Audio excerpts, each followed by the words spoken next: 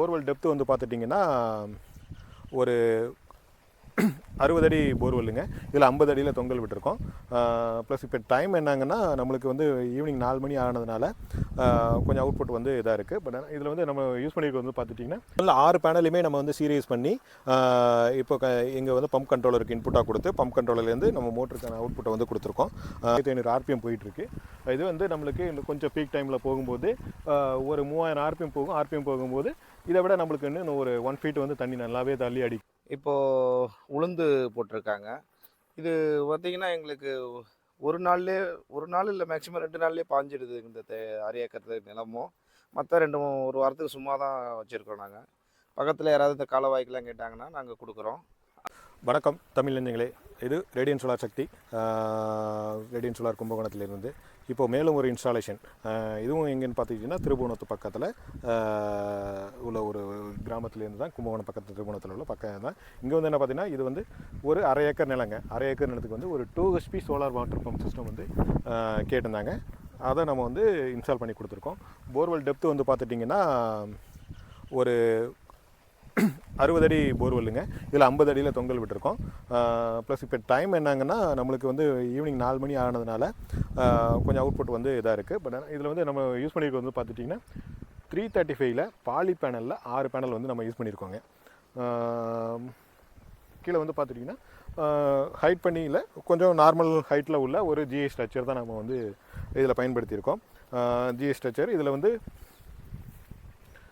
2 HP solar water pump, சக்தி மேக்கு pump கொடுத்துருக்கோங்க. 30 metre head pump கொடுத்துருக்கோம்.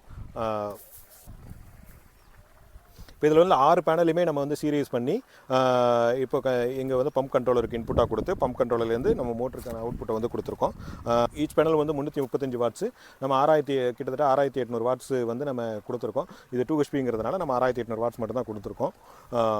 இதில் வந்து இப்போ வந்து பார்த்துட்டிங்கன்னா நம்மளுக்கு டைம் வந்து 4 மணிக்கு வந்து 88 ஹெர்ட்ஸ் வந்து ஃப்ரீக்வன்சி போயிட்டுருக்குங்க. 2500 ஆர்பிஎம் போயிட்டுருக்கு.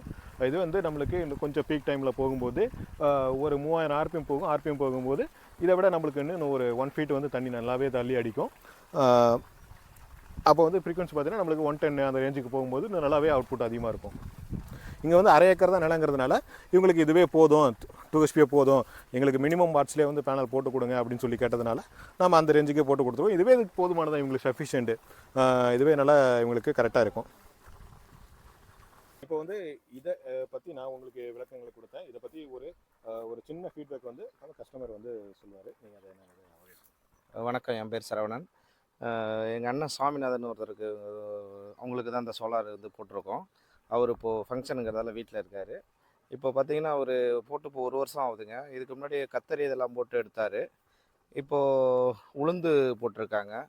இது பார்த்திங்கன்னா எங்களுக்கு ஒரு நாள் இல்லை மேக்ஸிமம் 2 நாள்லேயே பாஞ்சிடுது. இந்த அரை ஏக்கர் நிலமும் மற்ற 1 வாரத்துக்கு சும்மா தான் வச்சுருக்கோம் நாங்கள்.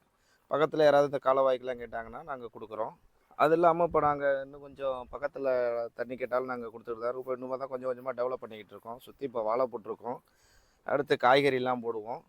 இன்னும் கொஞ்சம் இடம் பார்த்திங்கன்னா அந்த இடம்லாம் ஃப்ரீயாக இருக்குது. இப்போ அதுலேயும் நம்ம எதாவது காய்கறி போடுறதுக்கு பிளான் பண்ணியிருக்கோம்.